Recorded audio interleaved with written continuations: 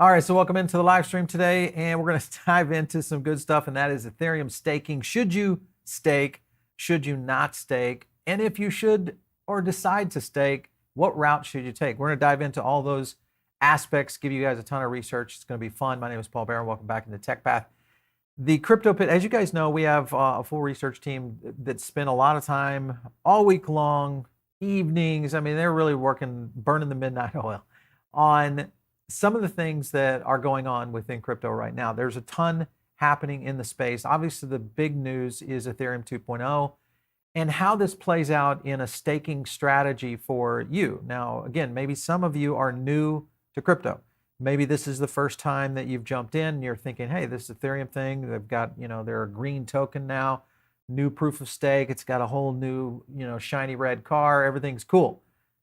The challenge is the strategy in which you take moving forward, because this is one that I think is going to be very important for you, especially if you're looking at Ethereum on a long term or even on a midterm strategy. There's some things you need to really pay attention to. So we'll get into all that good stuff.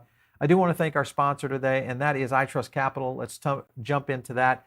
If you're looking at doing something on a long-term hold aspect, which is one of my core principles, it's kind of the first principles of crypto, I believe, is long-term holding.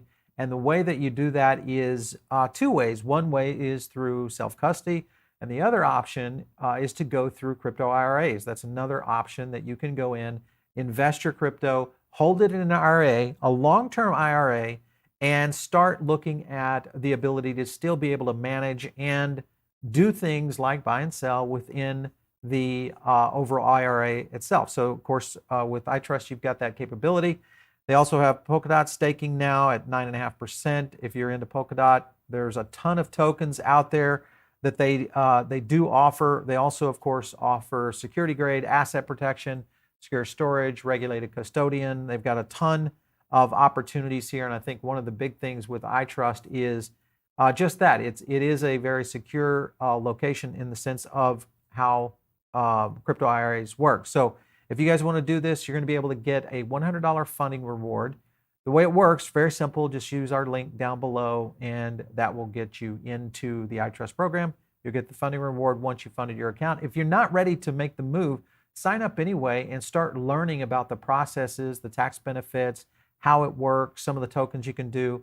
That's another way to kind of jump in. So get in there and test it out. It's a really good product.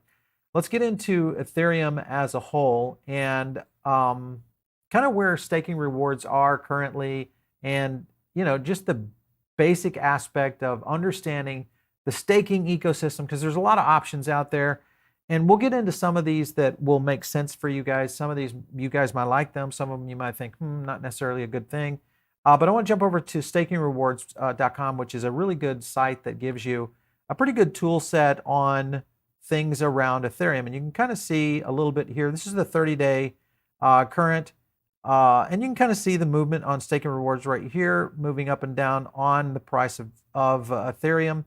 If you look at the 90-day, you can also see, whoops, let's kick out of that. If you look at the 90-day, if you're logged in, you can kind of see where all this is going in terms of the trend. Again, this gets around pricing of Ethereum and also whether or not you want to look at a long-term hold. And what I mean by that is, let's say, for instance, you purchased Ethereum at under sub 1,300. If you're in that kind of buy zone, the likelihood is that you might be playing this in a short-term trade, meaning waiting for a nice little run, do a little swing trade, and then buy Ethereum again as it starts to get another dip, because I think we will see another dip. If you're one that has purchased Ethereum maybe some time ago, maybe at, let's say, 1,500 to 2,500, then you're most likely in the camp of holding and looking at some strategies of how to go in on that. There's a couple of things that they put in here, which I thought was kind of interesting, and that is running a validator or doing a validator as a service. And I'll explain both of these. So running a validator, a little bit risky, according to them. It is very hard in terms of complexity because it is a hardware-driven scenario. Reward at 5.28%, the adjusted reward around 5.12. And you need 32 ETH to be able to do that, unless you go with certain aspects of certain validators, which I'll explain that in a second. Your lockup's 365 days. Average fee is around 11.8%, so your staking ratio is around 13%. Same thing here on validator as a service, which is moderately risky and easy to do, easy to set up. And this is one of the things that I've been looking into more and more. There's a couple of solutions out there. I'll give you a couple to take a look at. But again, this one, adjusted rewards, slightly under, still 32 ETH to lock up, and holding at about the same in terms of your staking ratios and rewards. So overall, unless you are a technical whiz kid, I would, if you are planning to go in and try to do a validator, then I would go the route of validator as a service. I mean, it seems to be the easy fix, and it's most likely going to give you almost the same performance for your Ethereum as a whole. Now, if you are looking at doing that, one of the ones that I've been researching, and they're not an advertiser, they're not a sponsor of our show, but I'm looking at them pretty deep right now. Now, I'm not, saying that this is the one that I would say to use. It is one that I am researching currently, and I find a lot of interesting things about it. It's a project called AllNodes. They've got Ethereum 2.0 staking on AllNodes. You can host a node. The big advantage here, which when you get into staking as a service or validator as a service, the thing you have to watch for are a lot of the hosting fees, because that can really kind of offset your overall rewards, is the hosting fees itself. Theirs are pretty cool because it does have, from around $5, and you can kind of get into the different areas that they've got going. I won't get into everything, but you can kind of break down and look at the different types of things that they do. It is a European location. There's some advantages there for that.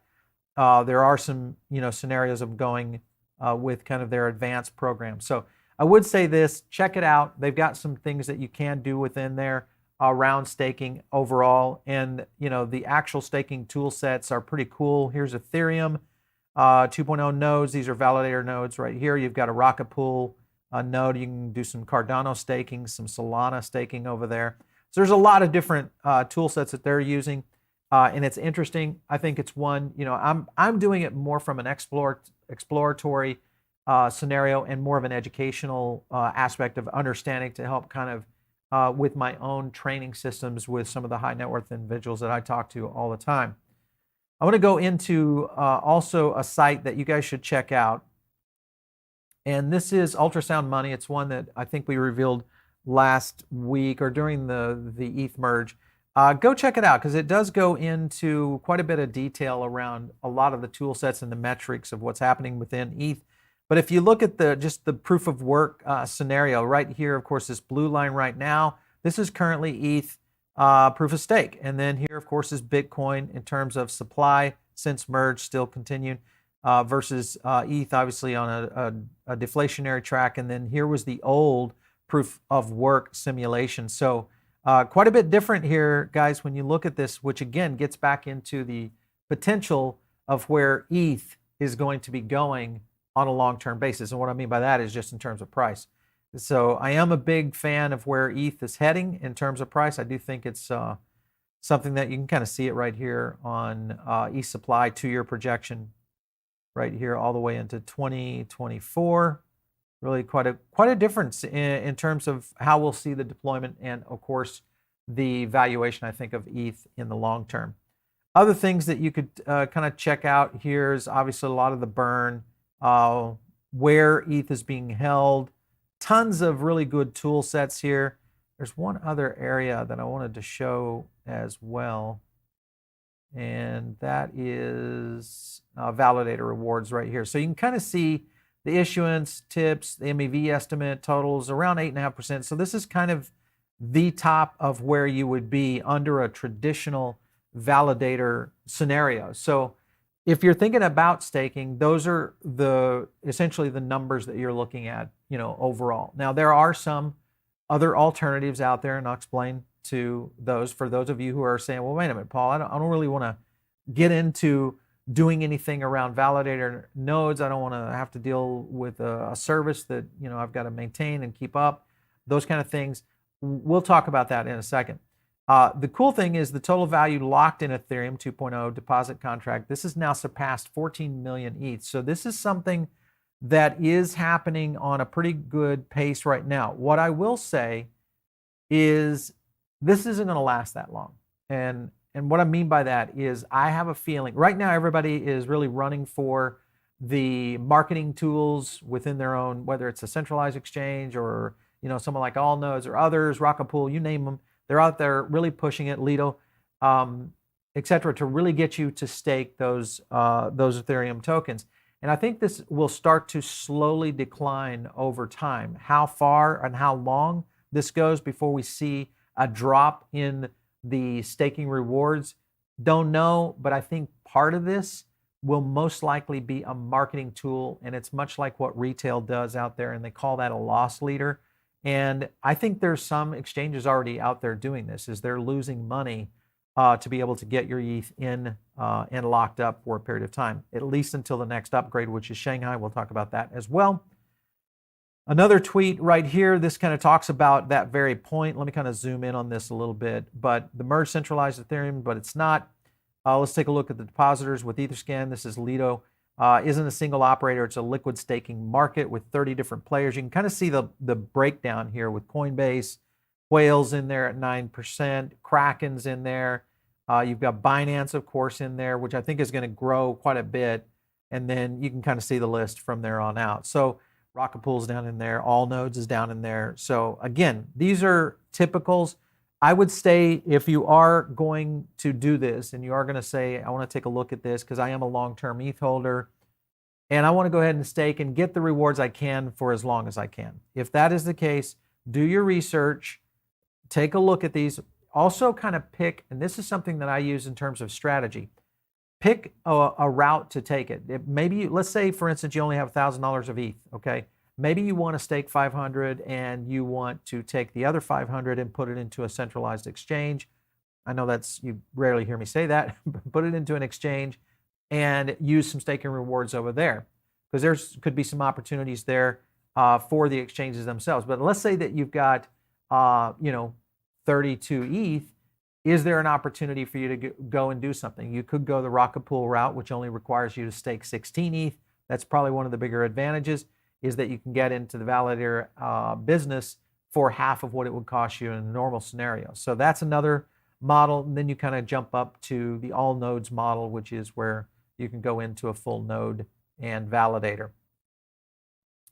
Other things I want you to take a look at as this kind of plays into is this whole area around institutions. So here's an article, Fixed Income, Hungry Institutions. Next play is likely going to be Ether. I would agree with that. There's a couple of things in here that's highlighted in the article. It's kind of interesting. Obviously, yield, you guys know this. It's one of the big things in traditional finance and crypto finance. And ETH staking yield is going to kind of represent somewhat of a risk-free rate, especially around crypto, because I think a lot of people look at Ethereum as a very solid asset. It's not going anywhere. If you're a long-term holder, this is kind of easy money. So always in a scenario like this, and this is the caution that I always place out there, is if you are, because every investor is going to be a little different. If you are in an investment situation where you need to have liquid assets, meaning be able to get to cash quickly, then I would not stake your ETH. If you are in a position where, listen, I've got money set aside, this is a 5-year play, I know where it's going, and you're safe with that, then okay, maybe that's the route you take and get the rewards as long as you can. But some of the things I think we will see, back to the article, is executives at crypto hedge funds, this is Globe 3, Capital Toad, Blockworks, that they expect staking yields could go higher than 6 as volume picks up. And I think that will, back to my point earlier, is that we'll see more institutions start to bait in investors, crypto investors, to start to layer out their Ethereum in this way. So that is another aspect that will, I think, accelerate Ethereum staking. So financial institutions start to re-enter the space and put digital assets on their books. They will naturally gravitate towards the most stable, largest, easiest to trade, etc. And that's going to be ETH. So it definitely does pull down into a good sign overall on where staking might go. Again, we think first adopters will naturally be risk takers looking for capital appreciation, and yields will be a bonus to offset some of the risk. And then, although we see signs that some TradFi institutions are dipping their toe into staking, for the vast majority, it remains too challenging for them to directly own ETH compliantly. So again, other challenges, I think that regulation will probably start to change this. So I think we're limited to how long this merry-go-round will go before we start to see some pressures into the marketplace. And always remember, and I think hopefully everybody remembers, what has happened in the last 6 to 8 months. Everything from Luna to Voyager to Celsius. A lot of news on Voyager and Celsius. We'll talk about that tomorrow. We've got a big show on that one. But all of that, again, was baited into greed. When you get into a place in your investment portfolio that you are so greedy that you're going after these massive yields and the risk level is just too high, that's when you know you've made an error. And it typically is going to be one that you kind of step back and say, I shouldn't have done that. So I think one of the things that I've been doing with my own ETH bag is splitting it up to my risk on and my risk off. My risk on is something that I'm going to put in, stake it within, whether it's a centralized or drop it into an AllNodes kind of scenario, or go the route of just holding ETH, dropping it into self-custody, and watching the market traditionally like I normally would do. So that's another aspect that you can do in terms of the breakdown. Here's another thing. Staking ETH is the best protection against inflation if you are a validator. This is another reason that I think a lot of people are really zooming in on taking a look at this. So the consensus mechanism is a regressive capital tax system that results in the rich getting richer. This is true. And this is kind of according to a post on subreddit that was talking about where this might be going, but it argues that the maximum 12% staking reward on Ethereum is available only to the highest tier. That is true too. So it does kind of separate, unfortunately, the rich from the not rich, and it does give them the benefits, obviously, because the amount of staked ETH that's in play. The post also suggests that though through transaction fees, non-staking holders and users of Ethereum end up losing about 0.5% and 3.5% of their holdings each year. Again, this could happen because of different aspects in the overall investment structure of how you're holding, how long you're holding, and your cost of money, the aspect that maybe you didn't sell during an uptick, those kind of things. And those are opportunity costs that you kind of have to look at all kinds of investments on and make a decision of whether or not you want to do those things. However, they replied also that most alternative systems, including proof of work, result in some of the most centralization of wealth. We think that's going to happen. 99% of cryptocurrencies they think will centralize over time. This could also be the case of where this is going. Ethereum staking can beat inflation if you're a high tier staker. This gets back to the point of if you are holding out into a scenario of doing 32 ETH. So that's the big one. Further on, I want to get into some other things here because there's kind of a couple of cool statements here. This fee obviously can vary a little bit. Kraken and Coinbase, for instance, they're taking 15 and 25% commission, so that's another factor you have to play into it. Even if ETH is becoming inflationary post-merge, the argument still runs that the average ETH holder loses between 0.6 and 1.2. That's kind of the other factor you got. And then in reality, more ETH holders will own much less than this, meaning that the transaction fees disproportionately affect them more. So again, if you are in the lower spectrum of ETH investments, about the only option you have is some high percentage yield in a centralized exchange.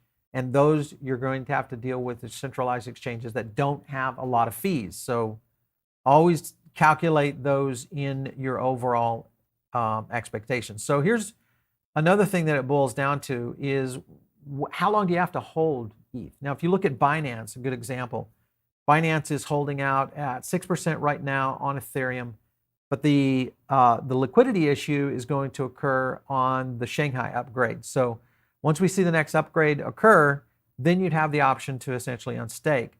Now, to get into that, let's talk about the Shanghai update. So here you go. Shanghai version addresses the critical issues surrounding the Ethereum and introduces changes in the EVM object format. This is, of course, the beacon chain withdrawals and the L2 fee reduction. The update also addresses the beacon chain withdrawal delay. That's another big factor that this is going to be intriguing. This is a concern because I think when I look at the Shanghai update, what and how long this is going to take for it to actually take place. So that could be another factor that plays into it. They're saying right now that it's still taking place in early 2023. You know me, my expectations around technology is that what you say, just add another 3 to 6 months to that. And so if you were staking ETH right now, would you be comfortable on Binance to hold it in there unless you get penalties all the way into next year? That's the big question. Now we're talking about mid 2023 maybe. We could be rolling into a scenario where ETH could be on its way back during that period of time. All things considered, macro, in my situation, I'm playing a lot more in the liquidity camp than I am in the staking camp, only because I feel like there's going to be some big opportunities to get these little spikes, sell, buy in at lower, or continue to do those kinds of trades that increase. Because those are the kind of things that we've been doing. And right now up on Ethereum, if you take a look, I'm going to jump into TradingView to give you guys a look at this. Let me jump around here for a second to give you some comparison on this. So let's take a look at the 6 month. All right, so let's zoom down a little bit.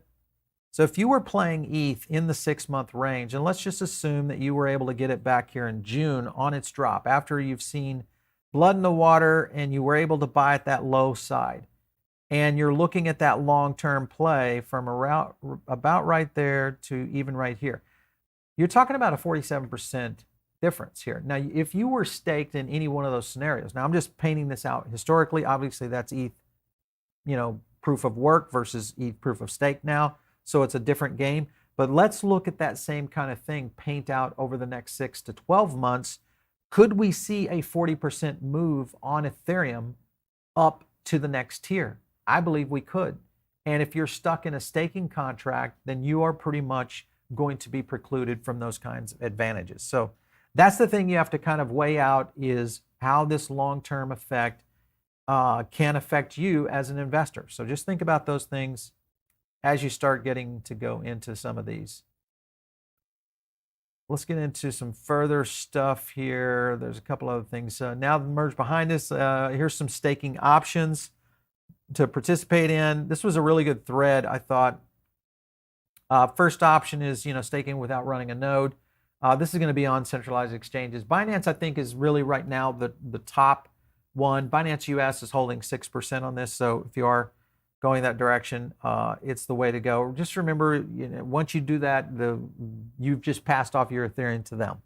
So again, that's a centralized, which also makes it more centralized as a token, which doesn't necessarily benefit the overall ecosystem.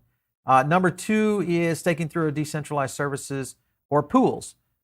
This one being like Rocket Pool. We've talked about them. Also, you go Lido Finance. That'd be another option. Rocket Pool, 16 ETH to get in there. Then you go into services that offer liquid staking, meaning obviously you deposit your ETH and you get back staked ETH or RETH, etc. That's another option. APR on that's around 5%. You could also run the validator node, which we talked about, and that gets into just some of the examples of what that might look like. Much more technical in terms of running a validator node. And then the other thing too that you have to think about with Rocket Pool is you do have to also stake RPL, which is another expenditure, which is the Rocket Pool token, another expenditure in addition to the 16 ETH.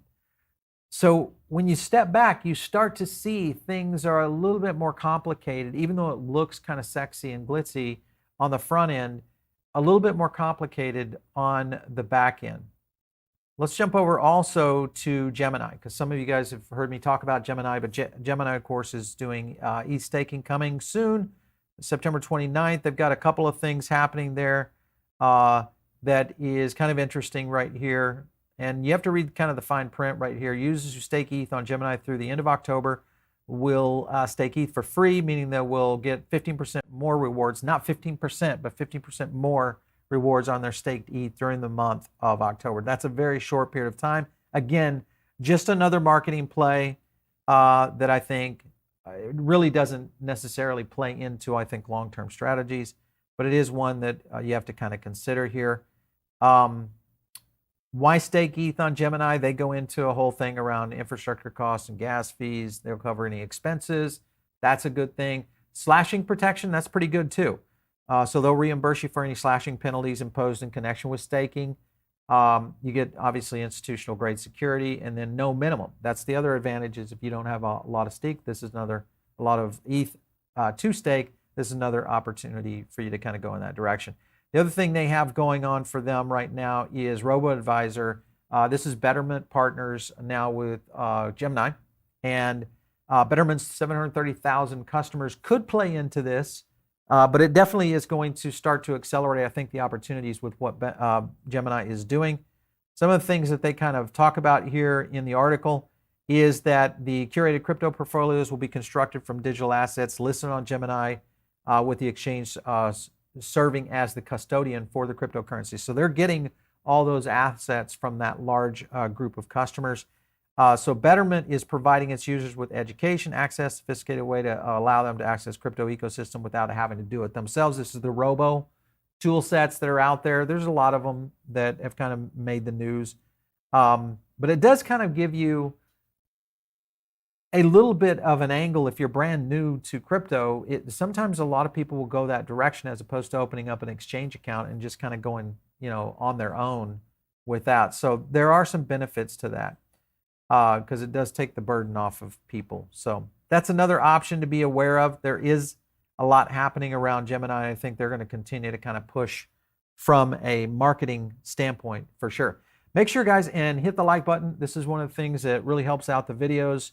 If you really like these breakdowns, because we'll do deep dives like this all the time, let us know. It's one of the best things you can do for the show. And also drop some questions in over on the sidebar. We'll try to get to some of those here at the end of the video, and hopefully answer some questions around that. Here's Binance. They're holding, this is Binance.com, not Binance.us. Binance US is offering APR of 6%. This one right here has a passive earn at 5.2. That's one. And then here's the Rocket Pool thing. Remember, if you go into Rocket Pool, any penalties incurred by node operators, they're going to be taken from your earnings. You have to stake RPL, and you still have to have the 16 ETH to do it. And in that kind of scenario, you're talking about around 5.26. So if I was looking at ETH right now in comparison, Rocket Pool is going to have to get a little bit more competitive. They do have a lot of node operators. I think the advantage is if you want to contribute to the system and you've got some additional ETH that you want to hold and it's long-term ETH, okay. Contributing to the ecosystem is a very good thing. It's a very good thing. Lido, of course, before and after Ethereum's merge, a couple of things to look at here is you can kind of see some of the charts here. I mean, my gosh, look at the MEV rewards, priority fees. This is the past 24 hours going up to 244 ETH.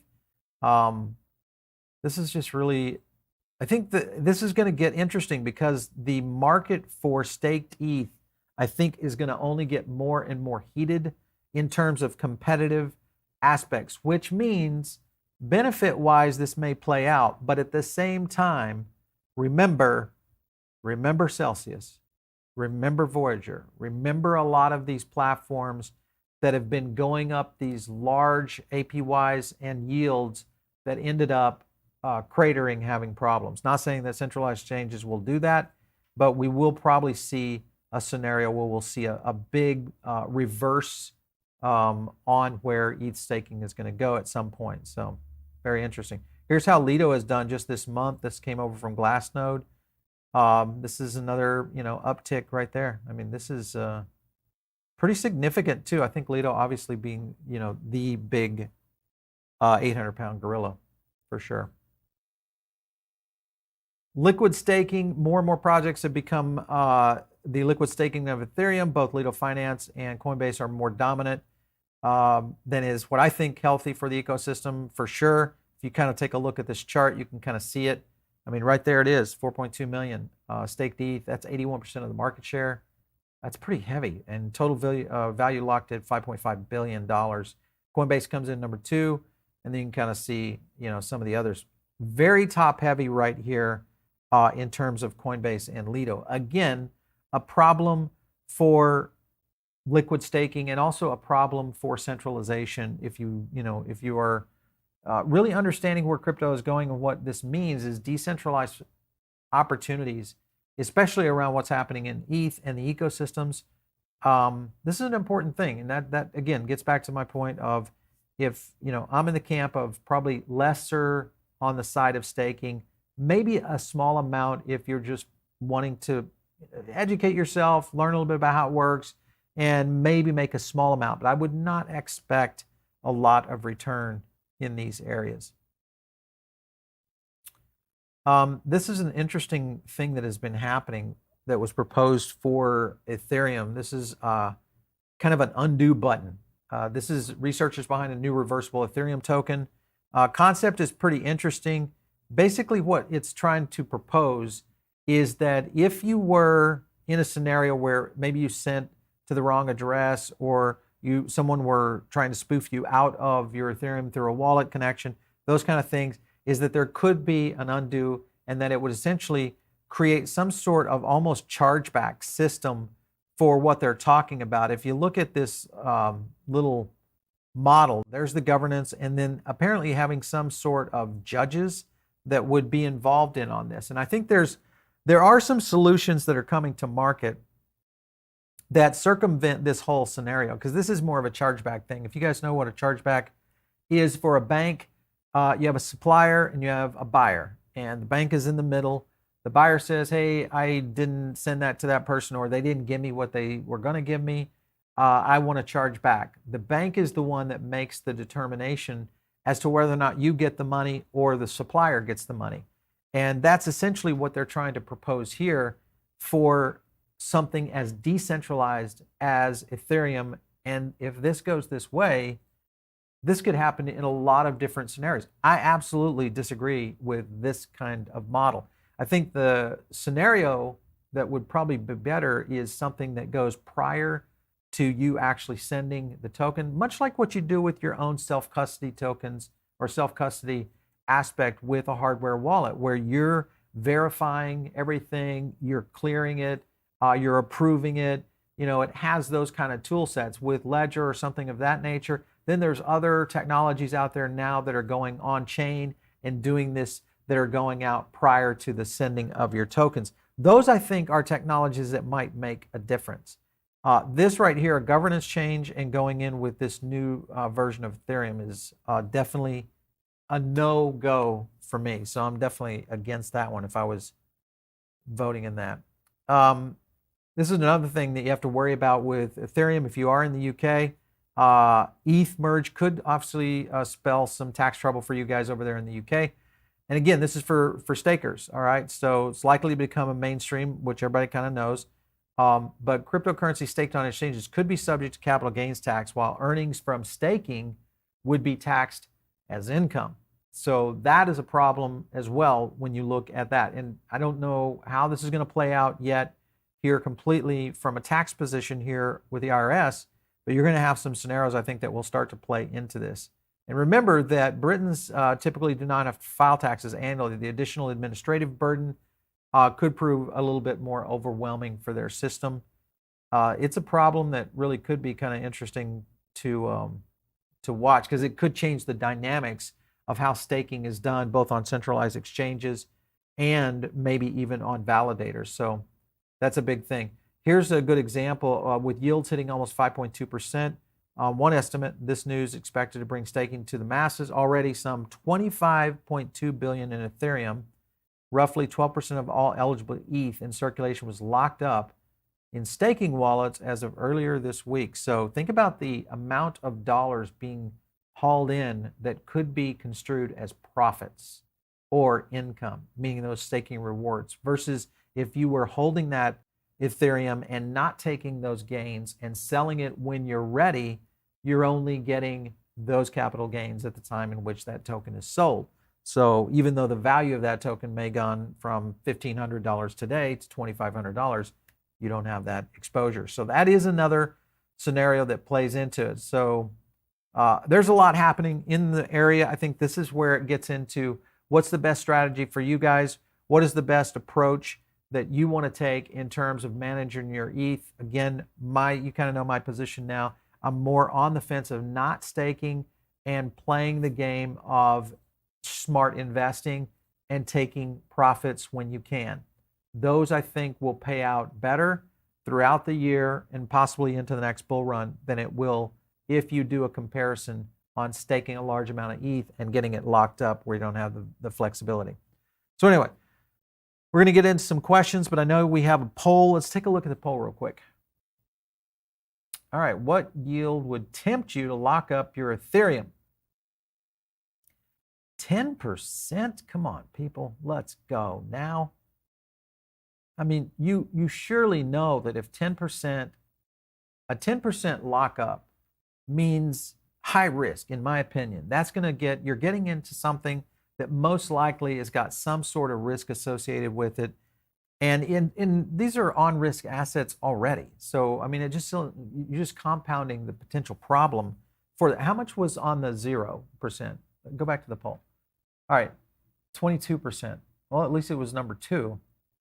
And then a small amount. So none, I would never. I'm on the none, I would never. I mean, other than what I have to do to play with things, experiment, try stuff out for the channel, which I do often, just to see how things work. Is it something that we should even talk about on the show? Those kind of things, like right now we're doing some testing with Binance, AllNodes, things of that nature that kind of could help us understand, is this really a play? But overall, strategically, this, I think, represents a little bit more of a problem. Let's get into some questions here. John Singer, the government will not open their hands to staking. If you stake or generate gains, they will want part of that. That's what's coming with regulation. I am in agreement with you, John. I think we will see regulation on any kind of rewards that it is income, which will change the game on staking pretty quickly. 5% annual for ETH. I made that last night, not on the bump. For sure. There you go. That's my point, Scott, is that these are the kind of things that a smart investor can do. Now, granted, sure, it is a risky scenario, but you're already risking in the sense that we're probably going to see runs both down and up, and the opportunity to do I'm still interesting. Still in BlockFi. Interesting. I haven't heard BlockFi's name in a while. Interesting. I wonder how their customer base is holding up over there. The R factor, is staking on Gemini not the same as staking on Binance? Both are centralized. Yes, it is. Yes, they are both the same. What I think the comparison of is which route do you go? Do you go with an American exchange or, a foreign exchange that has a U.S. office, being Binance US? Do you like Binance and kind of CZ and what they're doing? Or do you like some of the regulatory benefits of what Gemini brings? I mean, those are the kind of things, if you are considering a centralized exchange staking option. Hinman calendar with Ethereum gate is busted. Somebody is going to jail. Okay, interesting. I don't know if that's new information on the XRP thing. Is it new stuff? Okay, wow. Ooh. And the other shoe drops. But guys, we've known this so long. This is not good for Gary the Grinch Gensler.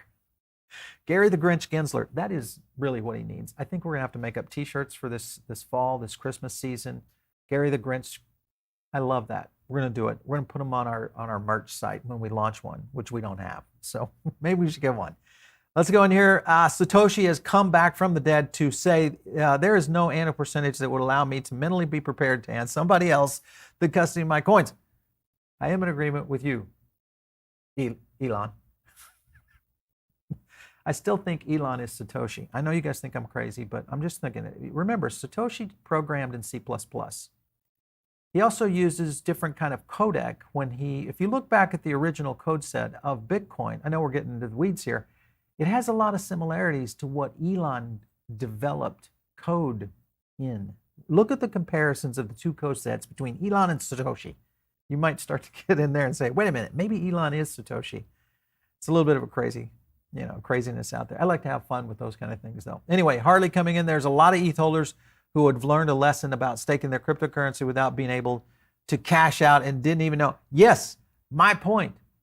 not being able to cash out, not being able to move, not being able to do something with your tokens or with your cryptocurrency, to me, is one of the biggest disadvantages ever. I hate CDs. I hate long-term bonds. I hate all those kind of things that keep an investor out of the market to earn the most money, because those people are taking your money and doing something with it to earn money.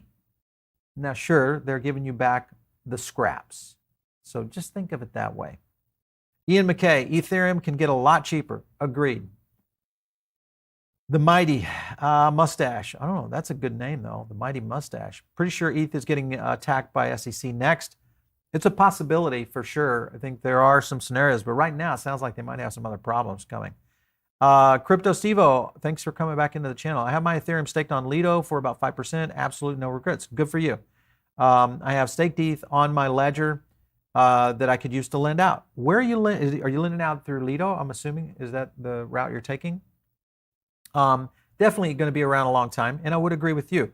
The question I would posit is the amount of dollars that you have staked on Lido, in ETH, if you put that into the open market and you made trades throughout the year on that same amount of money, where would you be at the end of the year?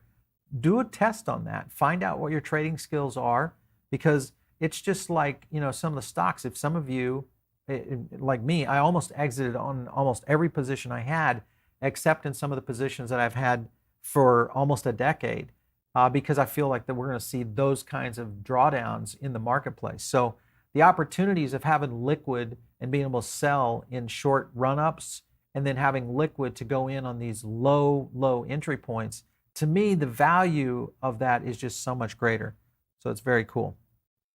All right, last up here, more than 8 years. We wait for the merge project kicked off. How many more years to wait to deliver the ability to unstake? That's a problem with Shanghai. We're talking probably mid next year. So I would agree.